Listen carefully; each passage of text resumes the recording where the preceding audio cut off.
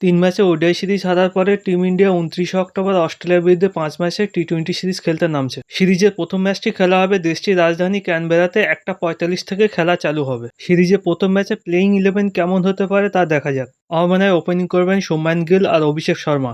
Middle অর্ডারে থাকবেন সূর্যকুমার যাদব, তিলক বর্মা আর Sanju Samson. Lower অর্ডারে থাকবেন শিবম দুবে, অক্ষর প্যাটেল আর ওয়াশিংটন সুন্দর। বোলিংয়ে থাকবেন বরুণ চক্রবর্তী, অর্শদীপ সিং আর জসপ্রীত বুমরা। কিন্তু আমার মনে হয় যদি ওপেনিং থেকে শুভমান গিলকে বাদ দিয়ে সঞ্জু স্যামসনকে দিয়ে ওপেনিং করানো হয় আর লোয়ার অর্ডারে রিঙ্কু সিংকে নেওয়া হয় তাহলে টিমটা আরও বেশি শক্তিশালী হবে। ক্যানবেরা যেহেতু একটা ব্যাটিং পিচ সেজন্য কুলদীপ যাদব এখানে ভ্যালুয়েবল পিক হতে পারে।